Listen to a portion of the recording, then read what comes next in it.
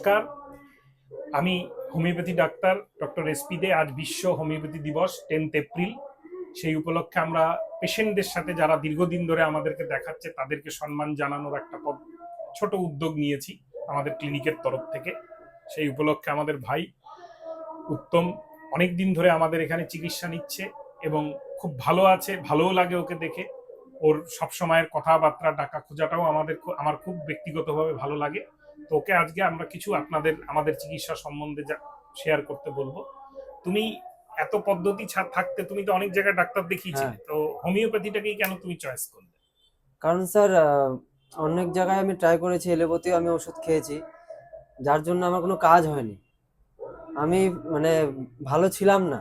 আমার বাড়ির সবাই মানে আমার বাবা মা সবসময় বলতো যে তুই একবার হোমিওপ্যাথি দেখা দেখা তোর প্রবলেম সলভ হয়ে যাবে। প্রবলেমের জন্য তো হোমিওপ্যাথির কাছে এসেছি। তো লাস্টে মার কথায় আমি এসেছি। আসার পরে আমি তো ভালো আছি। আর আগে আমি সত্যি কথা বলতে আগে আমি মানে হোমিওপ্যাথিকে মানে অতটা বিশ্বাস করতাম না। কিন্তু যখন আমি মানে আমি তো এলোপ্যাথি ওষুধ মানে খেয়েছি প্রবলেমের জন্য, তারপর হোমিওপ্যাথি ওষুধ খেয়ে আমি এতটাই মানে ভালো আছি। শুধু আমি না এখন আমি যত মানে লোকের কাছে আশেপাশের লোকের সাথে যখন মিশি, যখনই কারোর মুখে কোনো প্রবলেমের কথা শুনে যে আমার এরকম প্রবলেম অনেকদিন থেকে, আমি তো সবসময় বলি যে আমি ভালো আছি, হোমিওপ্যাথি ওষুধ খায় তোরা একবার খেয়ে দেখতে পারিস, তোরাও ভালো থাকবে। যেটা ন্যাচারাল কথা, যেটা সত্যি আমার সাথে ঘটছে। আমি ভালো আছি, আমি সবাইকে চাই সবাই যাতে ভালো থাকে। অনেক তো ডাক্তার আছে শিলিগুড়িতে হোমিওপ্যাথি ডাক্তার, হ্যাঁ, তুমি আমাকে কি করে খুঁজে পেলে, কেন আসলে, এবং এখানে এই যে বিগত প্রায় তুমি বছর খানেকের উপরে চিকিৎসা তোমার হ্যাঁ। চলেছে, তাতে তুমি স্যাটিসফাইড কিনা এটা একটু বলো। আমি আপনার কাছে কেন আসলাম, কারণ আপনার নাম আমি শুনেছি এর আগে। তো তার জন্য আপনার কাছে এসেছি। আর আপনার মানে হোমিওপ্যাথি ওষুধ খায় আপনার চিকিৎসায় আমি ভালো আছি, খুবই ভালো আছি। সত্যি কথা বলতে বলতে লাগে না, তবু আগে তো আমি সত্যি কথা বলতে শয্যাশায়ী ছিলাম, বিছানায় এরকম হয়ে গেছিলাম। আমার মন ভেঙে গেছিল যে আমি কোনোদিন হয়তো সুস্থই হব না, মানে এরকম আমার মনোভাবনা হয়ে গেছিল। কি আগে যে লোকে বলতো যে এমন কোনো ট্রিটমেন্ট নাই যে হোমিওপ্যাথিতে সারে না, এই জিনিসটা আমার বিশ্বাস করতাম না। তবে এখন মনে হয় যে আমি এখন অনেকটাই ভালো।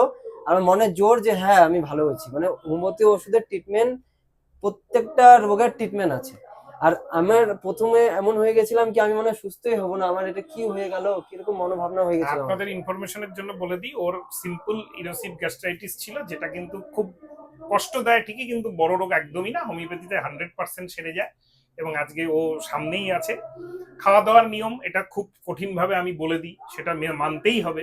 তার সাথে কন্টিনিউয়াস হোমিওপ্যাথি মেডিসিন এটা খুব ভালো ইমপ্রুভমেন্ট আনে পেশেন্টদের মধ্যে, এবং ও একদম হেলদি। ও তো এখন মনে হয়, তোমার তো মনে হয় মাস 6 ধরে কোনো ওষুধপত্র চলে না, ওষুধ বন্ধ। 6 মাস তো হয়ে গেল ওষুধ ছাড়া। এবং আমিও স্যাটিসফাইড ট্রিটমেন্ট করে। অনেক সময় এটা থাকে একটা ফ্যাক্টর যে রুগীর লয়ালিটি একটা বড় ব্যাপার। রুগী যদি ধরা বাঁধা ওষুধ খায়, ডাক্তারের কথা শোনে, তাহলে অনেক কিছুই হোমিওপ্যাথিতে সারে এবং অনেক জটিল দুরারোগ্য জিনিস সারে। এটা একটা জ্বলন্ত প্রমাণ। ঠিক আছে, নমস্কার। আমি একটা কথা বলতে চাই। আহ, আমি একটা কথা বলতে চাই, সেটা হলো স্যার আপনার কাছ থেকে শুধু আমি চিকিৎসা পাইনি, শুধু চিকিৎসা না, একটা জিনিস পাইছি।